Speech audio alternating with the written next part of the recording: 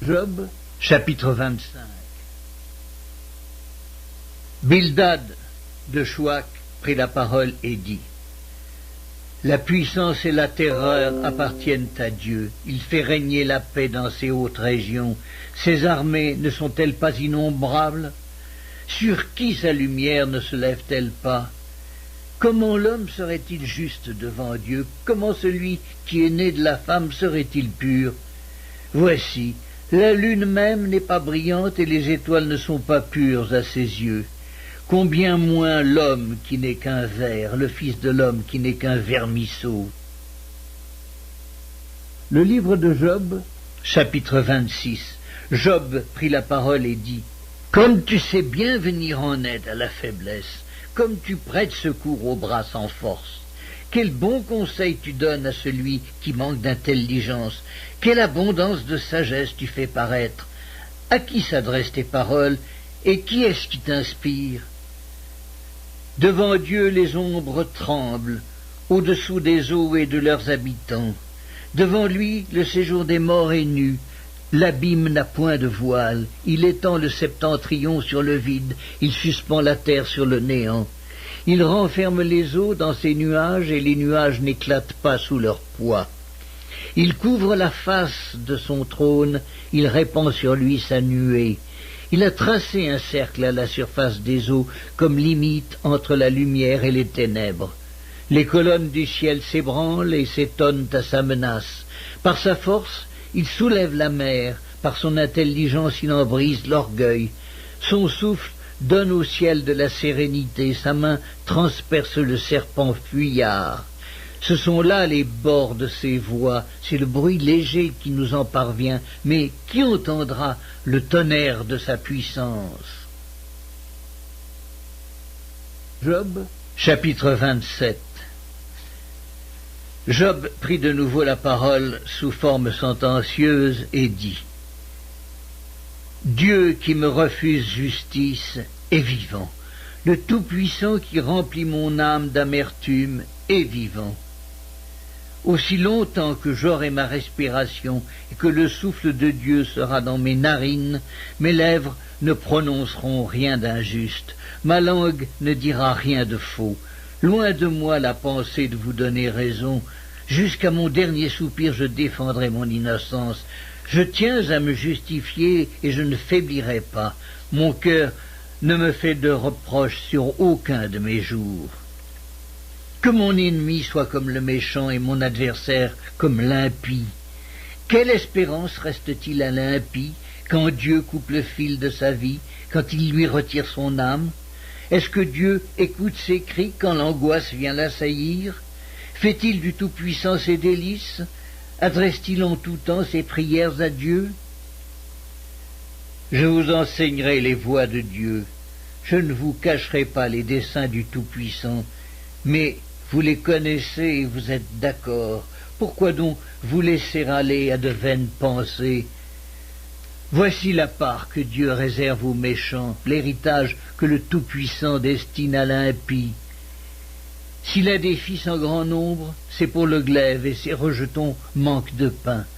Ceux qui échappent sont enterrés par la peste et leurs veuves ne les pleurent pas. S'il amasse l'argent comme la poussière, s'il entasse les vêtements comme la boue, c'est lui qui entasse, mais c'est le juste qui se revêt, c'est l'homme intègre qui a l'argent en partage. Sa maison est comme celle que bâtit la teigne, comme la cabane que fait un gardien. Il se couche riche et il meurt dépouillé. Il ouvre les yeux et tout a disparu. Les terreurs le surprennent comme des eaux. Un tourbillon l'enlève au milieu de la nuit. Le vent d'Orient l'emporte et il s'en va. Il l'arrache violemment de sa demeure. Dieu lance sans pitié des traits contre lui, et le méchant voudrait fuir pour les éviter. On bat des mains à sa chute et on le siffle à son départ. Le livre de Job, chapitre 28. Il y a pour l'argent une mine d'où on le fait sortir, et pour l'or un lieu d'où on l'extrait pour l'affiner.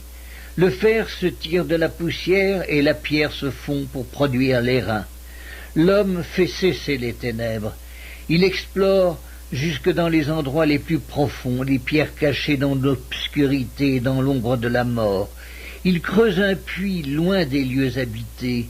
Ses pieds ne lui sont plus en aide, et il est suspendu, balancé, loin des humains. La terre d'où sort le pain est bouleversée dans ses entrailles comme par le feu. Ces pierres contiennent du saphir, et l'on y trouve de la poudre d'or. L'oiseau de proie n'en connaît pas le sentier, l'œil du vautour ne l'a point aperçu. Les plus fiers animaux ne l'ont point foulé, le lion n'y a jamais passé, l'homme porte sa main sur le roc, il renverse les montagnes depuis la racine, il ouvre des tranchées dans les rochers, et son œil contemple tout ce qu'il y a de précieux. Il arrête l'écoulement des eaux, et il produit à la lumière ce qui est caché. Mais la sagesse, où se trouve-t-elle? Où est la demeure de l'intelligence? L'homme n'en connaît point le prix. Elle ne se trouve pas dans la terre des vivants. L'abîme dit, elle n'est point en moi, et la mer dit, elle n'est point avec moi. Elle ne se donne pas contre de l'or pur, elle ne s'achète pas au poids de l'argent, elle ne se pèse pas comme l'or d'Ophir, ni contre le précieux onyx, ni contre le saphir. Elle ne peut se comparer à l'or ni au verre, elle ne peut s'échanger pour un vase d'or fin. Le corail et le cristal ne sont rien auprès d'elle. La sagesse vaut plus que les perles. La topaze d'Éthiopie n'est point son égale, et l'or pur n'entre pas en balance avec elle. D'où vient donc la sagesse? Où est la demeure de l'intelligence? Elle est cachée aux yeux de tout vivant, elle est cachée aux oiseaux du ciel. Le gouffre et la mort disent, nous en avons entendu parler, c'est Dieu qui en sait le chemin, c'est lui qui en connaît la demeure, car il voit jusqu'aux extrémités de la terre. Il aperçoit tout sous les cieux. Quand il régla le poids du vent et qu'il fixa la mesure des eaux, quand il donna des lois à la pluie et qu'il traça la route de l'éclair et du tonnerre, alors il vit la sagesse et la manifesta. Il en posa les fondements et la mit à l'épreuve. Puis il dit à l'homme, voici, la crainte du Seigneur, c'est la sagesse. S'éloigner du mal, c'est l'intelligence. Job, chapitre 29. Job prit de nouveau la parole sous forme sentencieuse et dit, oh, que ne puis-je être comme au mois du passé, comme au jour où Dieu me gardait, quand sa lampe brillait sur ma tête et que sa lumière me guidait dans les ténèbres. Que ne suis-je comme au jour de ma vigueur, où Dieu veillait en ami sur ma tente, quand le Tout-Puissant était encore avec moi et que mes enfants m'entouraient. Quand mes pieds se baignaient dans la crème et que le rocher répandait près de moi des ruisseaux d'huile. Si je sortais pour aller à la porte de la ville et si je me faisais préparer un siège dans la place, les jeunes gens se retiraient à mon approche, les vieillards se levaient et se tenaient debout. Les princes arrêtaient leur discours et mettaient la main sur leur bouche. La voix des chefs se taisait, et leur langue s'attachait à leur palais. L'oreille qui m'entendait me disait heureux, l'œil qui me voyait me rendait témoignage, car je sauvais le pauvre qui implorait du secours, et l'orphelin qui manquait d'appui. La bénédiction du malheureux venait sur moi, je remplissais de joie le cœur de la veuve, je me revêtais de la justice, et je lui servais de vêtements. J'avais ma droiture pour manteau et pour turban. J'étais l'œil de l'aveugle et le pied du boiteux. J'étais le père des misérables. J'examinais la cause de l'inconnu, je brisais la mâchoire de l'injuste, et j'arrachais de ses dents la proie. Alors je disais, je mourrai dans mon nid. Mes jours seront abondants comme le sable, l'eau pénétrera dans mes racines, la rosée passera la nuit sur mes branches, ma gloire reverdira sans cesse, et mon arc rajeunira dans ma main. On m'écoutait et l'on restait dans l'attente, on gardait le silence devant mes conseils. Après mes discours, nul ne répliquait, et ma parole était pour tous une bienfaisante rosée. Ils comptaient sur moi comme sur la pluie, ils ouvraient la bouche comme pour une pluie de printemps. Je leur souriais quand ils perdaient courage, et l'on ne pouvait chasser la sérénité de mon front. J'aimais à aller vers eux, et je m'asseyais à leur tête. J'étais comme un roi au milieu d'une troupe, comme un consolateur auprès des affligés.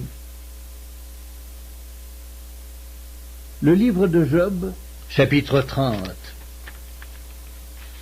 Et maintenant, je suis la risée de plus jeunes que moi, de ceux dont je dédaignais de mettre les pères parmi les chiens de mon troupeau. Mais à quoi me servirait la force de leurs mains? Ils sont incapables d'atteindre la vieillesse, desséchés par la misère et la faim. Ils fuient dans les lieux arides depuis longtemps abandonnés et déserts. Ils arrachent près des arbrisseaux les herbes sauvages, et ils n'ont pour pain que la racine des genêts.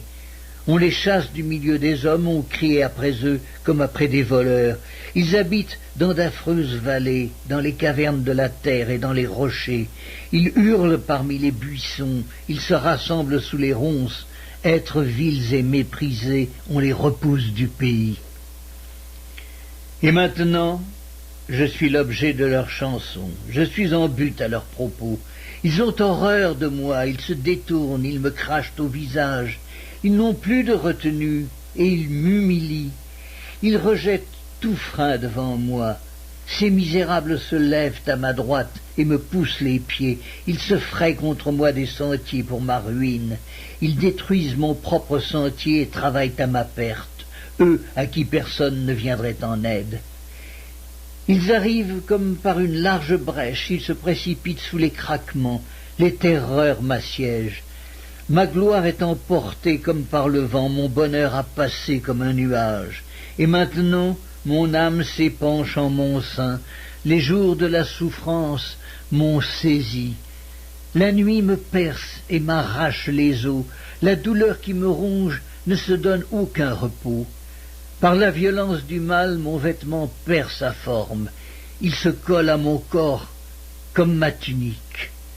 Dieu m'a jeté dans la boue et je ressemble à la poussière et à la cendre. Je crie vers toi et tu ne me réponds pas. Je me tiens debout et tu me lances ton regard. Tu deviens cruel contre moi. Tu me combats avec la force de ta main. Tu me soulèves, tu me fais voler au-dessus du vent et tu m'anéantis au bruit de la tempête. Car, je le sais, tu me mènes à la mort, au rendez-vous de tous les vivants. Mais celui qui va périr, n'étend-il pas les mains? Celui qui est dans le malheur, n'implore-t-il pas du secours? N'avais-je pas des larmes pour l'infortuné? Mon cœur n'avait-il pas pitié de l'indigent? J'attendais le bonheur, et le malheur est arrivé. J'espérais la lumière, et les ténèbres sont venues. Mes entrailles bouillonnent sans relâche. Les jours de la calamité m'ont surpris. Je marche noirci, mais non par le soleil. Je me lève en pleine assemblée et je crie. Je suis devenu le frère des chacals, le compagnon des autruches. Ma peau noircit et tombe, mes os brûlent et se dessèchent. Ma harpe n'est plus qu'un instrument de deuil, et mon chalumeau ne peut rendre que des sons plaintifs. Le livre de Job, chapitre 31. J'avais fait un pacte avec mes yeux, et je n'aurais pas arrêté mes regards sur une vierge. Quelle part Dieu m'eût-il réservé d'en haut? Quel héritage le Tout-Puissant m'eût-il envoyé des cieux? La ruine n'est-elle pas pour le méchant et le malheur pour ceux qui commettent l'iniquité? Dieu n'a-t-il pas connu mes voies? N'a-t-il pas compté tous mes pas? Si j'ai marché dans le mensonge, si mon pied a couru vers la fraude, que Dieu me pèse dans des balances justes, et il reconnaîtra mon intégrité. Si mon pas s'est détourné du droit chemin, si mon cœur a suivi mes yeux, si quelque souillure s'est attachée à mes mains, que je sème et qu'un autre moissonne, et que mes rejetons soient déracinés, si mon cœur a été séduit par une femme, si j'ai fait le guet à la porte de mon prochain, que ma femme tourne la meule pour un autre, et que d'autres la déshonorent, car c'est un crime, un forfait, que punissent les juges. C'est un feu qui dévore jusqu'à la ruine et qui aurait détruit toute ma richesse. Si j'ai méprisé le droit de mon serviteur ou de ma servante lorsqu'ils étaient en contestation avec moi, qu'ai-je à faire quand Dieu se lève? Qu'ai-je à répondre quand il châtie? Celui qui m'a créé dans le ventre de ma mère ne l'a-t-il pas créé? Le même Dieu ne nous a-t-il pas formés dans le sein maternel? Si j'ai refusé aux pauvres ce qu'ils demandaient, si j'ai fait languir les yeux de la veuve, si j'ai mangé seul mon pain sans que l'orphelin en ait sa part, moi qui l'ai dès ma jeunesse élevé comme un père, moi qui dès ma naissance ai soutenu la veuve, si j'ai vu le malheureux manquer de vêtements, l'indigent n'avoir point de couverture, sans que ses reins m'aient béni, sans qu'il ait été réchauffé par la toison de mes agneaux, si j'ai levé la main contre l'orphelin parce que je me sentais un appui dans les juges, que mon épaule se détache de sa jointure, que mon bras tombe et qu'il se brise, car les châtiments de Dieu m'épouvantent, et je ne puis rien devant sa majesté. Si j'ai mis dans l'or ma confiance, si j'ai dit alors « Tu es mon espoir », si je me suis réjoui de la grandeur de mes biens, de la quantité des richesses que j'avais acquises, si j'ai regardé le soleil quand il brillait, la lune quand elle s'avançait majestueuse, et si mon cœur s'est laissé séduire en secret, si ma main s'est portée sur ma bouche, c'est encore un crime que doivent punir les juges, et j'aurais renié le Dieu d'en haut. Si j'ai été joyeux du malheur de mon ennemi, si j'ai sauté d'allégresse quand les revers l'ont atteint, moi qui n'ai pas permis à ma langue de pécher, de demander sa mort avec imprécation, si les gens de ma tante ne disaient pas « Où est celui qui n'a pas été rassasié de sa viande ?» Si l'étranger passait la nuit dehors, si je n'ouvrais pas ma porte aux voyageurs, si, comme les hommes, j'ai caché mes transgressions et renfermé mes iniquités dans mon sein parce que j'avais peur de la multitude, parce que je craignais le mépris des familles, me tenant à l'écart et n'osant franchir ma porte. Oh, qui me fera trouver quelqu'un qui m'écoute? Voilà ma défense toute signée. Que le Tout-Puissant me réponde. Qui me donnera la plainte écrite par mon adversaire? Je porterai son écrit sur mon épaule, je l'attacherai sur mon front comme une couronne. Je lui rendrai compte de tous mes pas, je m'approcherai de lui comme un prince. Si ma terre crie contre moi et que ses sillons versent des larmes, si j'en ai mangé le produit sans l'avoir payé, et que j'ai attristé l'âme de ses anciens maîtres, qu'il y croisse des épines au lieu de froment et de l'ivraie au lieu d'orge. Job, chapitre 32. Ces trois hommes cessèrent de répondre à Job parce qu'ils se regardaient comme justes. Alors s'enflamma de colère Élihu, fils de Barakaël de Buz, de la famille de Ram.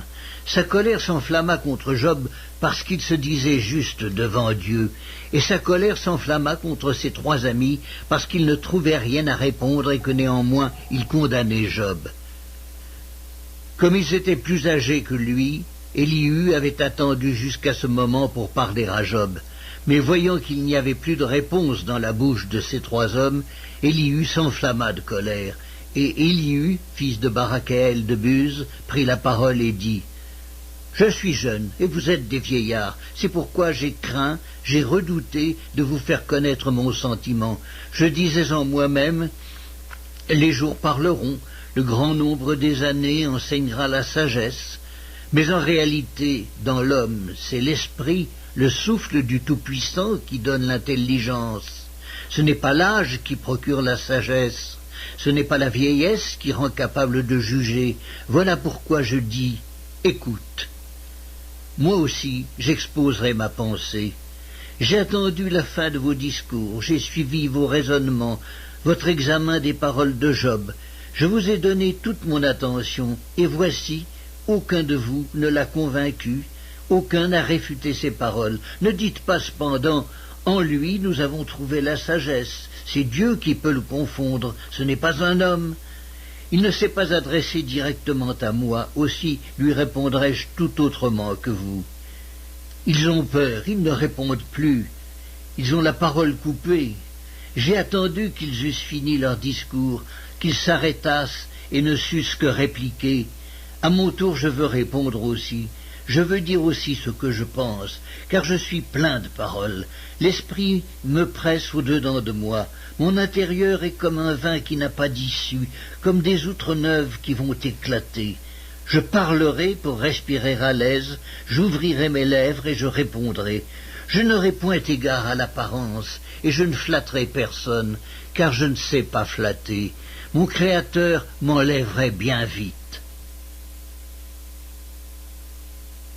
Le livre de Job, chapitre 33. Maintenant donc, Job, écoute mes discours, prête l'oreille à toutes mes paroles. Voici, j'ouvre la bouche, ma langue se remue dans mon palais, c'est avec droiture de cœur que je vais parler, c'est la vérité pure qu'exprimeront mes lèvres. L'Esprit de Dieu m'a créé, et le souffle du Tout-Puissant m'anime. Si tu le peux, réponds-moi, défends ta cause, tiens-toi prêt. Devant Dieu, je suis ton semblable, j'ai été comme toi formé de la boue. Ainsi mes terreurs ne te troubleront pas et mon poids ne saurait t'accabler. Mais tu as dit à mes oreilles, et j'ai entendu le son de tes paroles, je suis pur, je suis sans péché, je suis net, il n'y a point en moi d'iniquité, et Dieu trouve contre moi des motifs de haine. Il me traite comme son ennemi, il met mes pieds dans les ceps, il surveille tous mes mouvements. Je te répondrai qu'en cela tu n'as pas raison, car Dieu est plus grand que l'homme. Veux-tu donc disputer avec lui parce qu'il ne rend aucun compte de ses actes? Dieu parle cependant, tantôt d'une manière, tantôt d'une autre, et l'on n'y prend point garde. Il parle par des songes, par des visions nocturnes, quand les hommes sont livrés à un profond sommeil, quand ils sont endormis sur leur couche. Alors il leur donne des avertissements et met le sceau à ses instructions, afin de détourner l'homme du mal et de le préserver de l'orgueil, afin de garantir son âme de la fausse et sa vie des coups du glaive. Par la douleur aussi l'homme est repris sur sa couche, quand une lutte continue vient agiter ses os.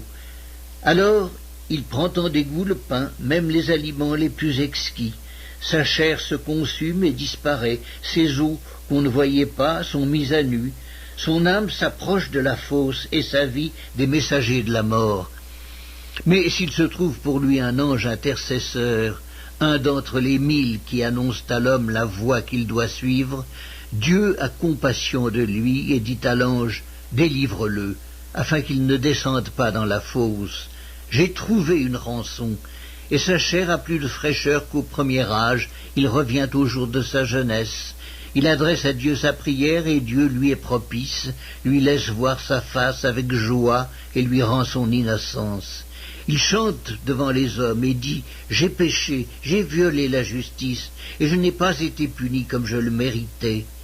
Dieu a délivré mon âme pour qu'elle n'entrât pas dans la fosse, et ma vie s'épanouit à la lumière. Voilà tout ce que Dieu fait, 2 fois, 3 fois avec l'homme, pour ramener son âme de la fosse, pour l'éclairer de la lumière des vivants.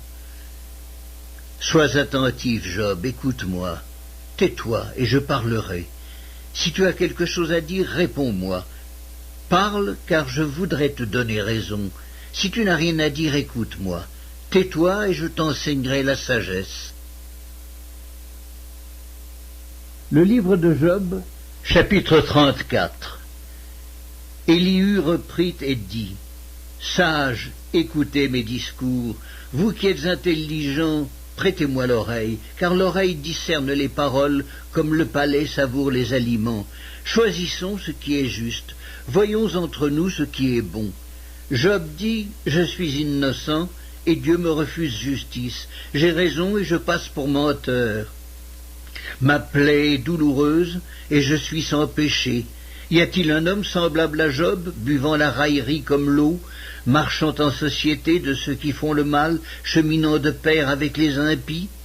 Car il a dit, il est inutile à l'homme de mettre son plaisir en Dieu. Écoutez-moi donc, homme de sens, loin de Dieu l'injustice, loin du Tout-Puissant l'iniquité. Il rétribue chacun selon ses voies, il rend à l'homme selon ses œuvres. Non, certes, Dieu ne commet pas l'iniquité, le Tout-Puissant ne viole pas la justice. Qui l'a chargé de gouverner la terre? Qui a confié l'univers à ses soins? S'il ne pensait qu'à lui-même, s'il retirait à lui son esprit et son souffle, toute chair périrait soudain, et l'homme rentrerait dans la poussière. Si tu as de l'intelligence, écoute ceci, prête l'oreille au son de mes paroles. Un ennemi de la justice régnerait-il? Et condamneras-tu le juste, le puissant, qui proclame la méchanceté des rois et l'iniquité des princes, qui n'a point égard à l'apparence des grands et ne distingue pas le riche du pauvre, parce que tous sont l'ouvrage de ses mains? En un instant ils perdent la vie.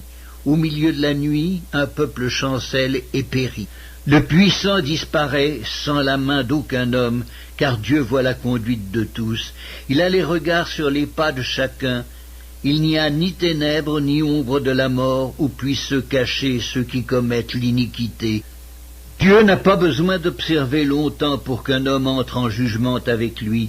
Il brise les grands sans information, et il en met d'autres à leur place, car il connaît leurs œuvres. Il les renverse de nuit, et ils sont écrasés. Il les frappe comme des impies, à la face de tous les regards, et se détournant de lui, en abandonnant toutes ses voies, ils ont fait monter à Dieu le cri du pauvre. Ils l'ont rendu attentif au cri des malheureux. S'il donne le repos, qui répandra le trouble? S'il cache sa face, qui pourra le voir? Il traite à l'égal soit une nation, soit un homme, afin que l'impie ne domine plus, et qu'il ne soit plus un piège pour le peuple. Car a-t-il jamais dit à Dieu, « J'ai été châtié, je ne pécherai plus. Montre-moi ce que je ne vois pas. Si j'ai commis des injustices, je n'en commettrai plus. » Est-ce d'après toi que Dieu rendra la justice? C'est toi qui rejettes, qui choisis, mais non pas moi. Ce que tu sais, dis-le donc. Les hommes de sens seront de mon avis. Le sage qui m'écoute pensera comme moi. Job parle sans intelligence, et ses discours manquent de raison. Qu'il continue donc à être éprouvé, puisqu'il répond comme font les méchants, car il ajoute à ses fautes de nouveaux péchés. Il bat des mains au milieu de nous, il multiplie ses paroles contre Dieu. Le livre de Job, chapitre 35.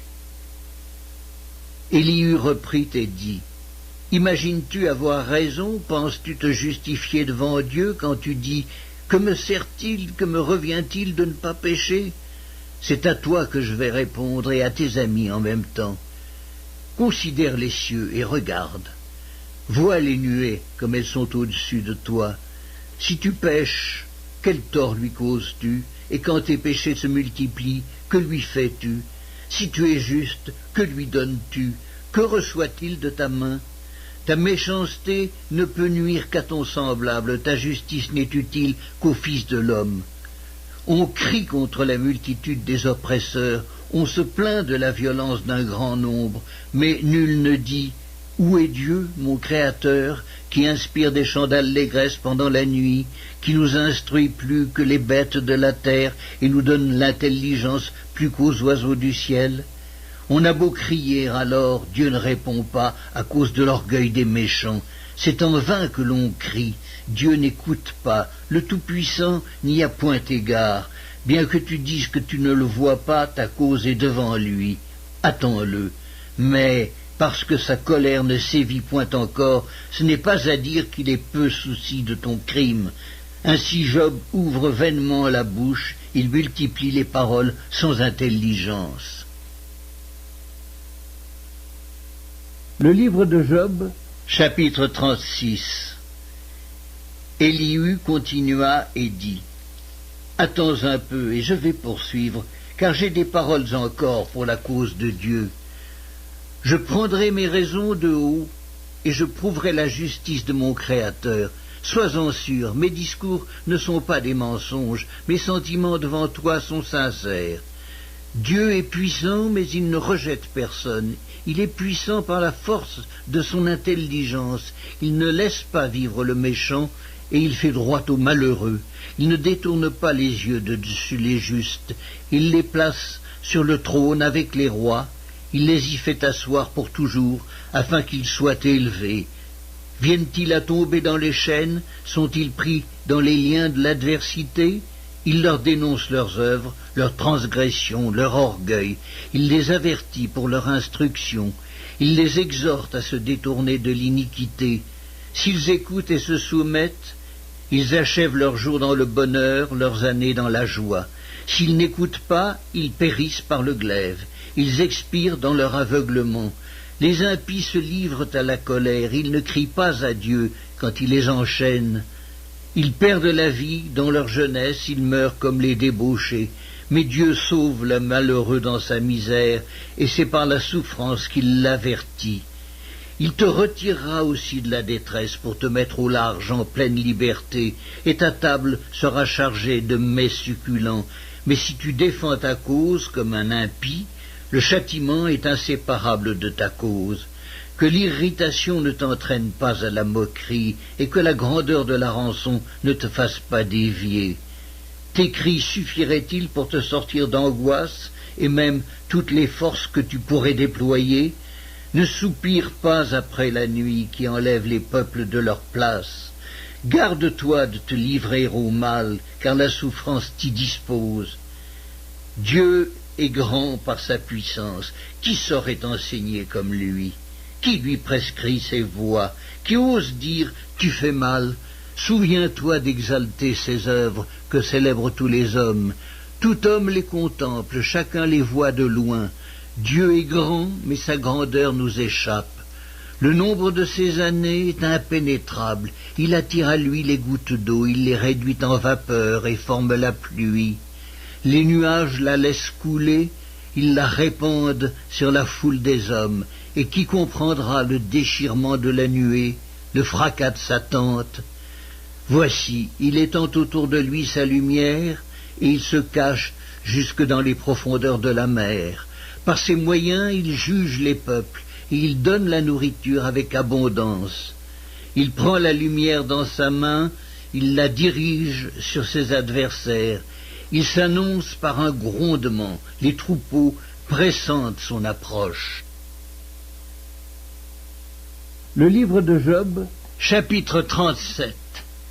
Mon cœur est tout tremblant, il bondit hors de sa place. Écoutez, écoutez le frémissement de sa voix, le grondement qui sort de sa bouche.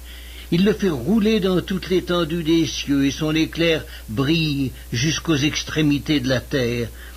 Puis éclate un rugissement, il tonne de sa voix majestueuse. Il ne retient plus l'éclair dès que sa voix retentit.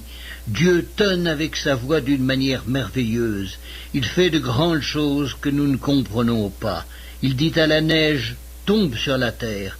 Il le dit à la pluie, même aux plus fortes pluies. Il met un sceau sur la main de tous les hommes, afin que tous se reconnaissent comme ses créatures. L'animal sauvage se retire dans une caverne et se couche dans sa tanière. L'ouragan vient du midi et le froid des vents du nord. Par son souffle, Dieu produit la glace. Il réduit l'espace où se répandaient les eaux. Il charge de vapeur les nuages, il les disperse, étincelants. Leurs évolutions varient selon ses desseins pour l'accomplissement de tout ce qu'il leur ordonne sur la face de la terre habitée. C'est comme une verge dont il frappe sa terre, ou comme un signe de son amour qu'il les fait apparaître. Job, sois attentif à ces choses, considère encore les merveilles de Dieu. Sais-tu comment Dieu les dirige et fait briller son nuage étincelant?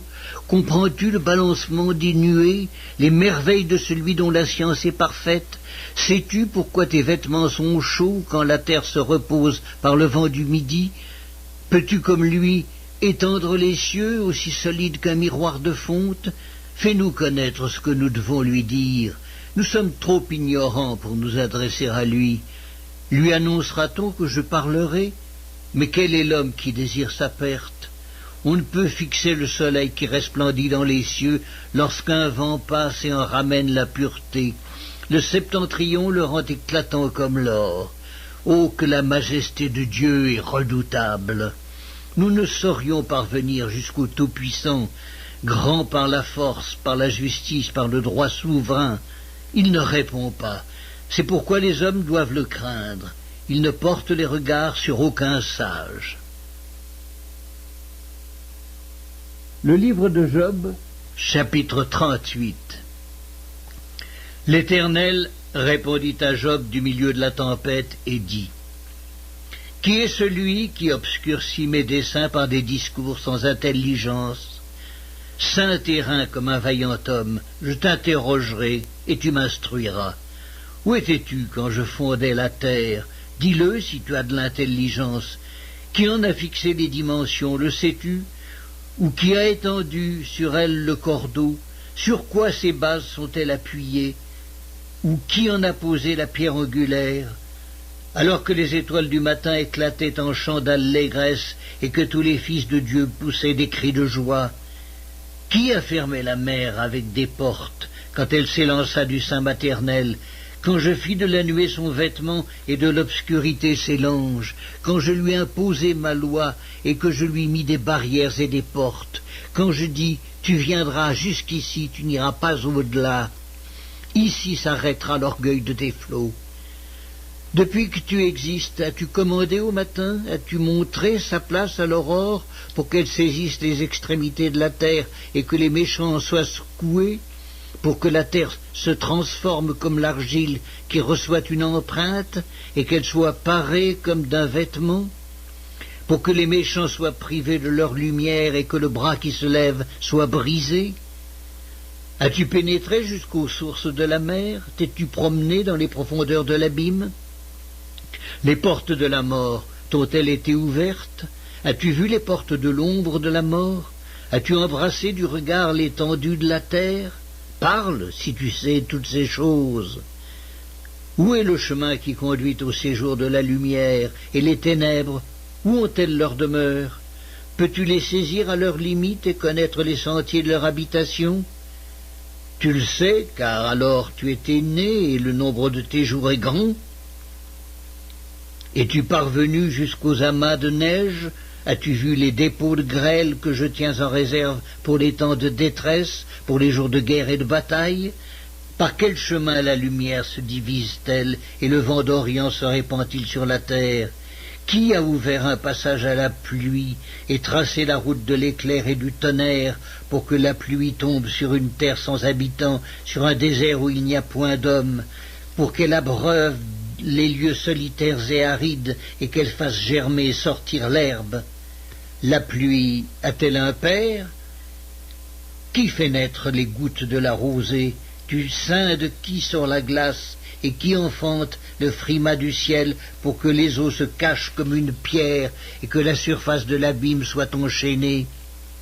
Noues-tu les liens des Pléiades ou détaches-tu les cordages de l'Orion? Fais-tu paraître en leur temps les signes du zodiaque et conduis-tu la grande ours avec ses petits? Connais-tu les lois du ciel? Règles-tu son pouvoir sur la terre? Élèves-tu la voix jusqu'aux nuées pour appeler à toi des torrents d'eau? Lances-tu les éclairs? Partent-ils? Te disent-ils nous voici? Qui a mis la sagesse dans le cœur ou qui a donné l'intelligence à l'esprit? Qui peut avec sagesse compter les nuages et verser les outres des cieux pour que la poussière se mette à ruisseler et que les mottes de terre se collent ensemble? Le livre de Job, chapitre 39. Chasses-tu la proie pour la lionne, et apaises-tu la faim des lionceaux, quand ils sont couchés dans leur tanière, quand ils sont en embuscade dans leur repère? Qui prépare au corbeau sa pâture, quand ses petits crient vers Dieu, quand ils sont errants et affamés? Sais-tu quand les chèvres sauvages font leurs petits? Observes-tu les biches quand elles mettent bas? Comptes-tu les mois pendant lesquels elles portent, et connais-tu l'époque où elles enfantent?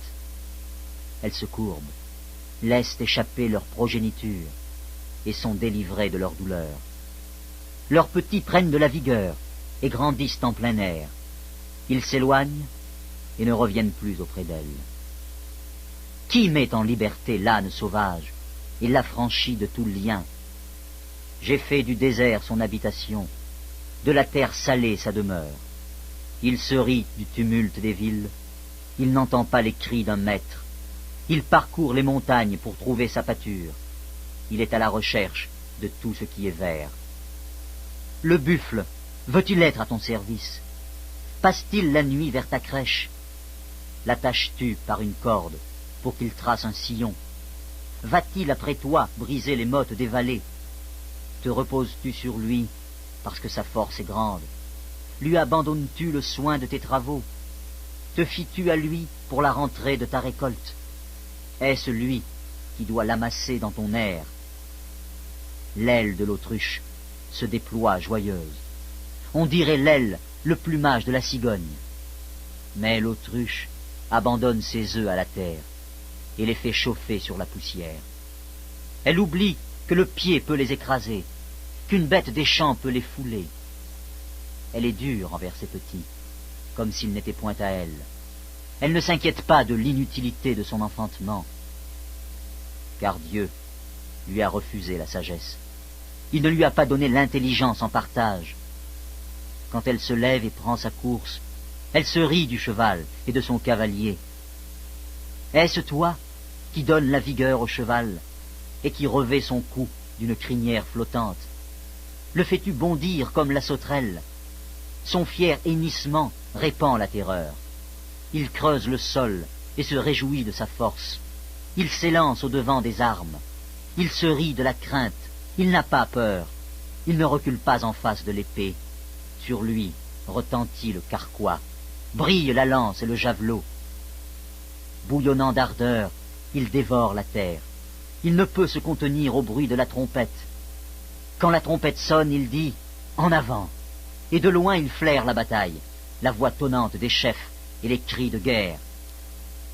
Est-ce par ton intelligence que l'épervier prend son vol et qu'il étend ses ailes vers le midi?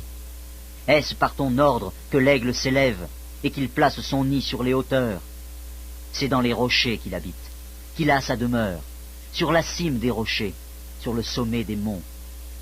De là, il épie sa proie, il plonge au loin les regards, ses petits boivent le sang, et là où sont des cadavres, l'aigle se trouve. L'Éternel, s'adressant à Job, dit « Celui qui dispute contre le Tout-Puissant est-il convaincu?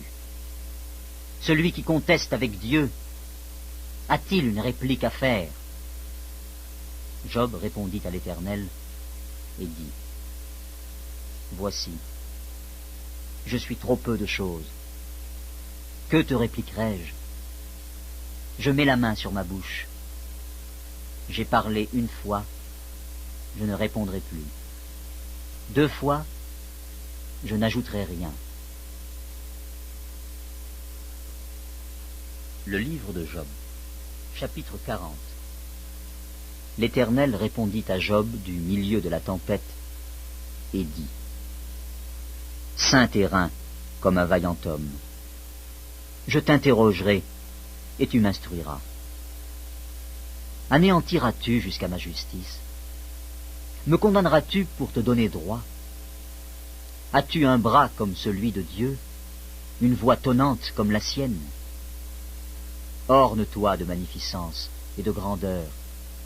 Revêt-toi de splendeur et de gloire. Répands les flots de ta colère, et d'un regard abaisse les hautains.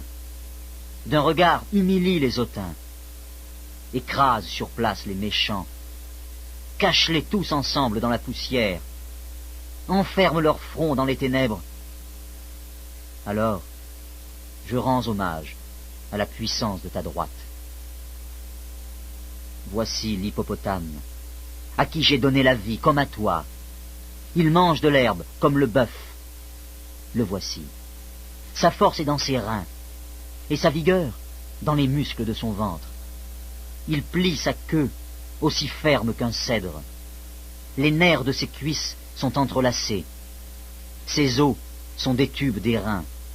Ses membres sont comme des barres de fer. Il est la première des œuvres de Dieu.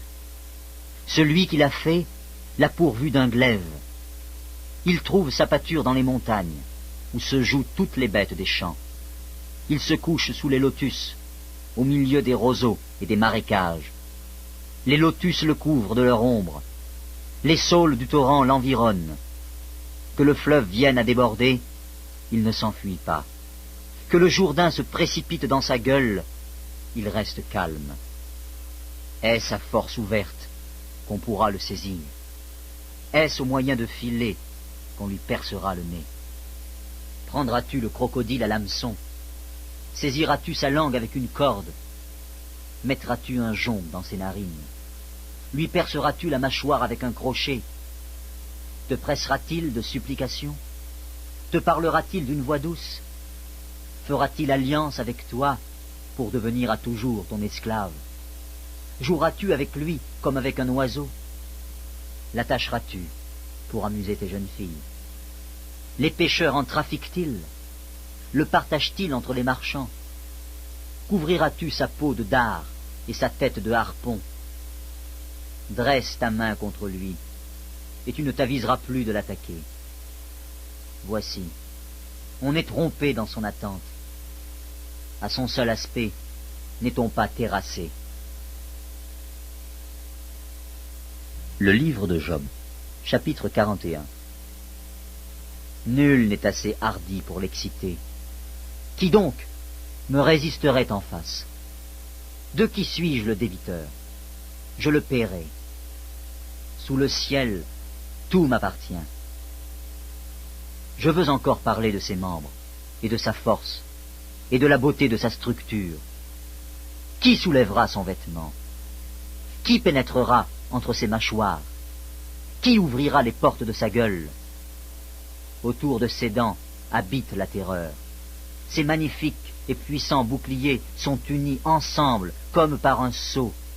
Ils se serrent l'un contre l'autre, et l'air ne passerait pas entre eux.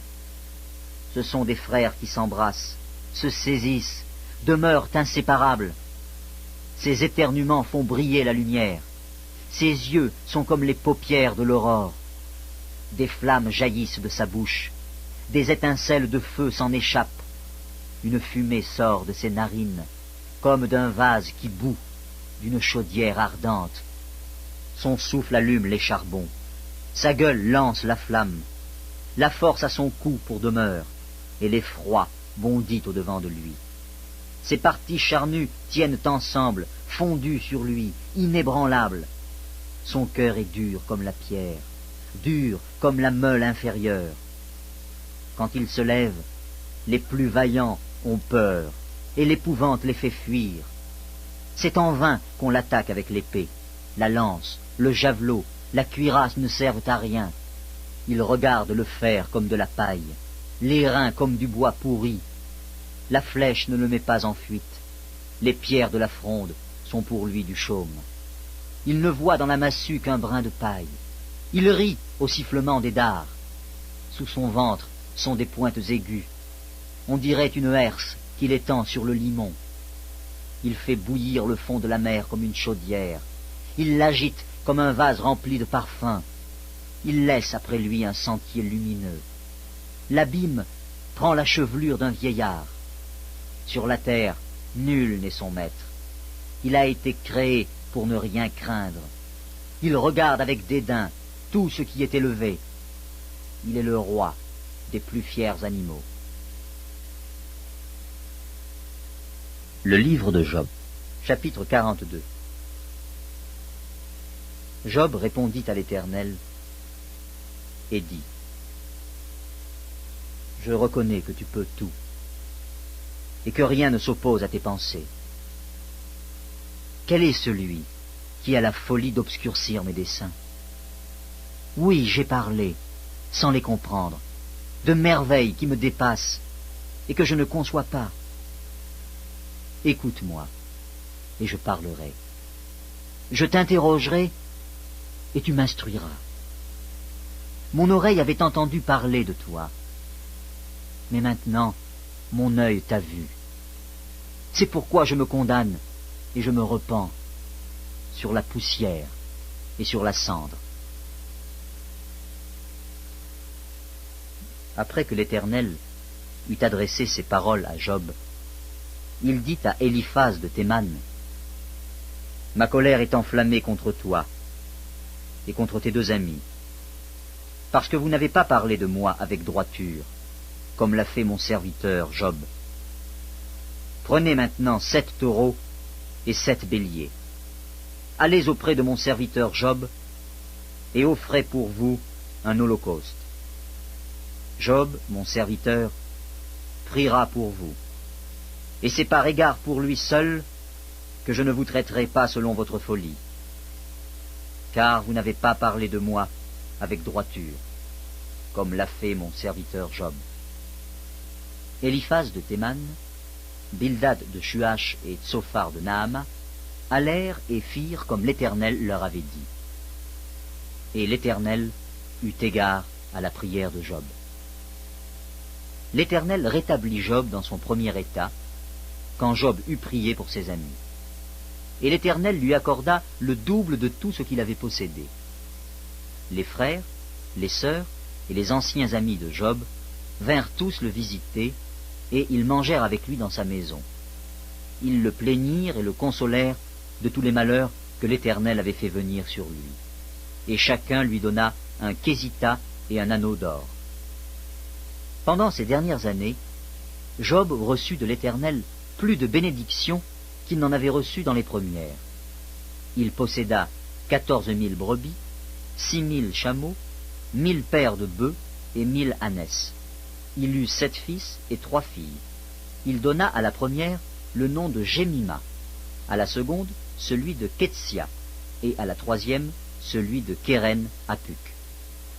Il n'y avait pas dans tout le pays d'aussi belles femmes que les filles de Job. Leur père leur accorda une part d'héritage parmi leurs frères. Job vécut après cela 140 ans, et il vit ses fils et les fils de ses fils jusqu'à la 4e génération. Et Job mourut, âgé et rassasié de jours.